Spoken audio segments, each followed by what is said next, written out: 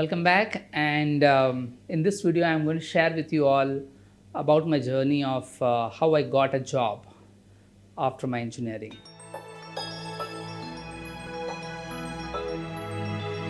I had been doing this programming during my engineering time about getting into a right company. The thing I realized during my engineering was that for me it was more interesting to work with people and fixing their problems than working with machine and fixing machines.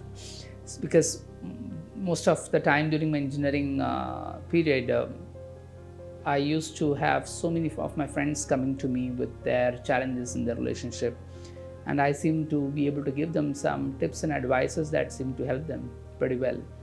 And so during my engineering period itself, I realized that going forward, working in mainstream mechanical engineering would not be something that would be fun for me. But I was not really sure what else is open for me, after engineering, or what kind of field would be open for me, which would allow me to use my skills with people. And so I was doing the programming, and I got this intuition that the right company I would get into this right company. I don't have to go in search of this, and it was like pretty clear. And my other friends were worried, concerned about the placement, because there were not many companies that were coming to the college, and I had total clarity that I'm not going to go into a mechanical field. So I kind of not even enrolled for giving interview into any kind of company that was having a mechanical background. And one of my friend, a very good friend of mine, he was very worried about himself and also about me. He said, "You have gone mad. How the job is going to come to you? Let us go and give interviews. I have a couple of people whom I know in Mumbai. Let us go to Mumbai." So from Nagpur, so he had been insisting for quite some days that we have to go to Mumbai. We can't be so lenient about it, and you can't be so lenient about it. I'm so worried for you. So let's go. I kind of was agreed to what he had to say, and then we went to Mumbai. I think we gave interview some 8 to 9 companies. Most of them, I guess, were BPOs and KPOs, and we got rejected. I personally got rejected because I had mother tongue influence, because most of these, I guess, KPOs and BPOs had clients who were foreigners, and I, being a South Indian, had a strong mother tongue influence. And my friend got rejected because he had issues with grammar. So dejected, he returned back to Nagpur, and this inner voice was, it became even stronger, and it was telling me, like, I told you, you don't really have to go in search. You just be calm, wait, and things will work out. And I was like pretty calm. And one fine day, I was in my friend's place. So this same friend came to that friend's place, to in Nagpur. I still remember this place. I have this aunt.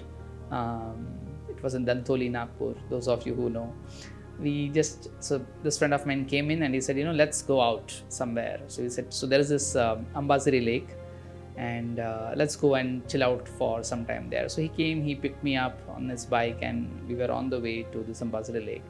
And in between, he realized that there is this consultancy, and he had to give his resume there. Yeah. So he just stopped by and he told me that just give me 2 minutes, I'll just drop this resume and come. And I said, okay, fine, all right. So he went inside, and then he came back in a minute, and then he said, you know what, there is a company that has come, there is an interview round going on, and it may take time. They have asked me to give interviews. So would you wait meanwhile I give the interview? I said, okay, all right. So I sat down, and this guy, I think he was HR, he walks in and he asked me, like, are you trying to give an interview here? Are you here to give an interview? I said, no. Then what are you here for? I said, my friend has come here for an interview. I'm just waiting for him to finish. And then he asked me, like, what do I do? I just said that I just finished my mechanical engineering, awaiting results. And he was like, cool. Then I guess, I think the results were out by then. I had already cleared. I cleared by with 60%. So he said, well, why don't you give the interview? I was like, in my head, I was like, okay, cool. I am not going in search of a company. This thing is coming by itself. I know that this company is coming by itself, and that is what I got in my dream, that I don't have to go in search. Things will just show up. The company will show up. And I agreed to him because it was matching with the energy of what I had got in the dream. So I agreed, and I gave the interview. It was from a Wipro company, and there were, I think, more than 100 people.